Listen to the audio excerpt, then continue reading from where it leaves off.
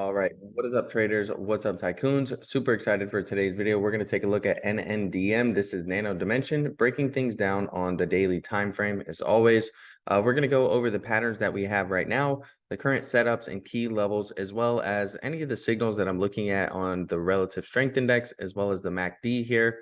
So make sure to smash that like button, subscribe to the channel if you guys are new. Before we move any further, the content provided on this YouTube channel is for informational and educational purposes only and is not intended to be relied upon as legal, financial, or investment advice. Myself and any individuals that appear in this YouTube channel are not registered financial advisors or brokers. Trading in stocks, bonds, commodities, and crypto involve a significant risk of loss and is not suitable for all investors. So be sure to read through the full disclaimer. So the first thing that catches my attention, guys, is chart patterns. All right. There's two chart patterns currently that we're looking at. And honestly, they're both bearish at the moment. So I'm going to break those down real quick for you. Then the next thing we're going to go over is the Fibonacci's, as well as the price targets by using the fibs and our demand zones that we have here. And lastly, we'll take a look at the relative strength index because there's a divergence there that you guys can learn about, learn how to spot these divergences because it's a really useful tool and indicator to help give you guys an edge in the market. So the first pattern that we have is a symmetrical triangle pattern indicated by these two trend lines. And as you can see, we actually started breaking down past this trend line here. Now, this is not a good sign, okay? We've bounced on it here, we've bounced on it here, and we tried to bounce on it, okay? But as of, Thursday, we ended up closing below. All right, so that's not a great sign. All right, we could come back up and retest this trend line at some point, but you need to be cautious of that, right? And be aware that any upwards movement, if we get a rejection here, that's just simply a retest for a further push down. Now, if we get something known as a look below and fail, that's going to be pretty significant and actually a bullish signal. So what that is that it's the breakdown here. And rather than getting a retest and heading lower, right, we actually break through this range and flip it back to support and head back up higher. This is going to be bullish and significant because right now bears are fully presented the opportunity on the breakdown of this trend line here on this chart pattern to really drive price lower and take advantage of selling opportunity. And if the bears do not take advantage of that opportunity and rather bulls show that they're in control, okay, that's going to be pretty significant. All right, and the reason being is what I just explained, is that sellers and bears had the full opportunity to really push price lower. But if they don't show up and they're not present, it's going to show that bulls are actually in control and that buyers are in control. And it's going to be a little bit of a bullish signal. But we do need to be mindful that we broke down here, and any type of bullish move to the upside, if we reject that trend line, is just a healthy breakdown and retest, which is very textbook. Okay. So that's our symmetrical triangle pattern. It could have broken out to the upside. We're actually breaking down to the downside here currently. Now, on top of that, we also have a head and shoulders, right? So if you take a look, we have a left shoulder here and we have our head, and then we got a right shoulder and we're breaking down here currently. So that's going to take us down here to the $2.20 price range. That's our demand zone. And that's definitely where I can see price heading. Currently it's at 242. So, I mean, that's only about a 20 cents drop. Now the stock is only, a couple dollars. So a 20 cents drop is going to be pretty significant. But yeah, those are the two chart patterns that I see here currently. Now, one of the most important things that I think we're getting right now is we got the Fibonacci rejection, right? So what we have here is the 61.8, the 50%, and the 38.2% retracement levels. These are the three most common and well-respected Fibonacci retracement levels, okay? That's why I use them in my videos, is because, there are many other levels that you guys can pay attention to and look at, but, typically these are going to be the three most respected levels. And so what you get is markets love to move in 3-wave and 5-wave structures, right? So to visualize that, what we'd be looking for here is an A, B, and C is going to be a extension all the way down to your 1.0, right? So you see how it says 1 right here, and then it says $2.10. That is the 1.0 extension of the ABC wave that we have here currently. And notice how we rejected on the daily exactly right there at that 61.8% level. And we did have 3 wicks, okay, 3 wicks on the daily time frame that came up above. But this is just simply liquidity grabs, right? So market makers are actually looking to reject this price level and push price lower. And what they do is they trigger people's stop losses up here, right? So people who are trying to go short at the 61.8% level, what they do is a lot of times they'll trigger people's stop losses up here and get them to sell, and that provides them the liquidity that they need for the large sell orders to the downside.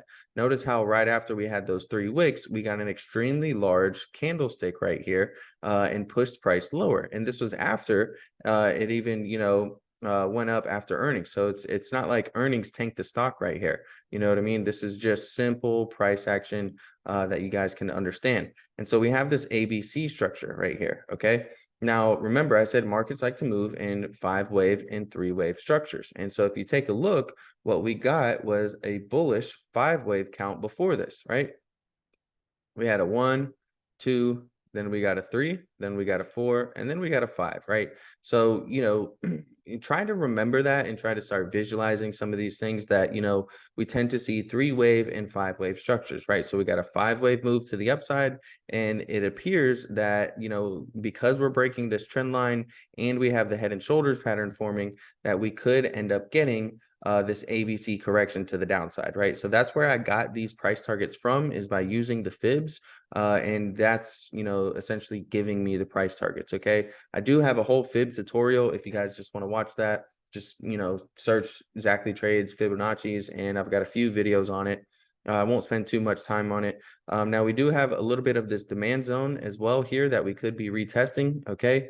And we could find buyers and find support in this level, right? Oftentimes I put the 0.786 Fibonacci level on here as well, because, sometimes we don't come all the way down to the 1.0 extension. Sometimes you extend past it to the 1.72 or maybe the 1.618, but sometimes you don't reach it all the way. And sometimes you only come to the 786. So that's going to be at 228. That's going to be a big support level. And then we have this previous demand zone right here from about $2.25 down to about $2.16, $2.17. You can see buyers stepped in here and pushed price a lot higher afterwards. Okay. And then we also have another small demand zone below there at $2.10, which is going to be our 1.0 extension, which is where the C wave should come down to. So we have $2.10 to about $2.05 is going to be, our demand zone down there, where we could push if we get the ABC structure. And just to visualize, right, if we zoom out like on a little bit on a larger scale, right, look what we have here. We take our swing high and we connect it down here to this swing low that we have. Okay. And what do you guys see, right? You see that we had a strong move to the downside.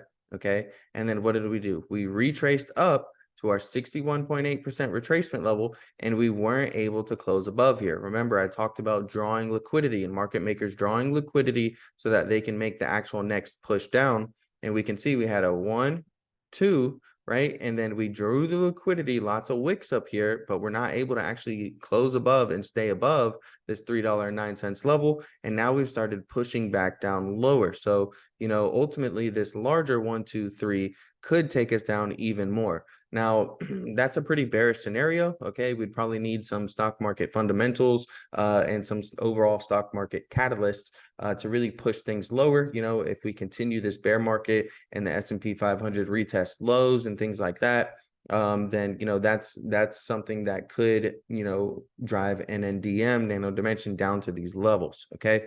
Now I don't want to come off overly bearish. Please keep in mind, I did mention that we could get a look below and fail. That's going to be pretty significant if we do get something like that. So you don't want to be too stuck in one mindset. You don't want to watch one YouTube video and say, oh my gosh, this stock is now going to $1.87. I can't predict the future, but what I can do is just give you guys some rules-based technical analysis and, give you guys some good formulas that I use that really helps to give me an edge personally in the market. Now, I mentioned that we're also going to go over bearish divergence. So take a look right here, how we have a high and then a lower high.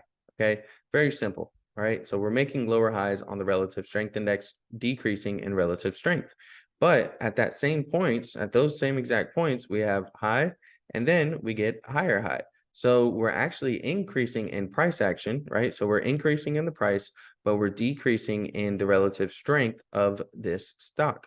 Now, on top of that, we also had a rising wedge pattern, right? So if you take a look here, we have this trend line, and then we also have this trend line here. This is a simple rising wedge. Let me clear some of these drawings real quick to make it cleaner for you guys. So, here's our rising wedge. Okay, you see we tested trend line here on the bottom 1, 2, 3 times, and then we tested again here, tested again here, tested again here. So we tested this trend line about 5 or 6 times.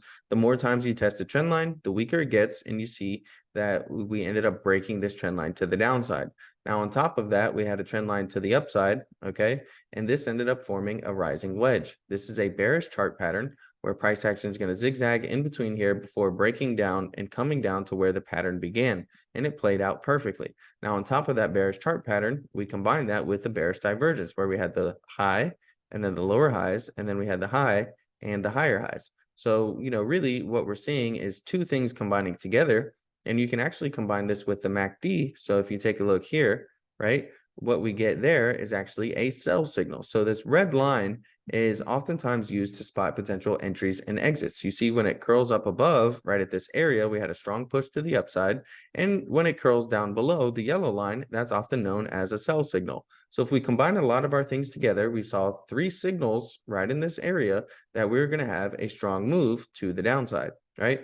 Number 1 was the bearish divergence.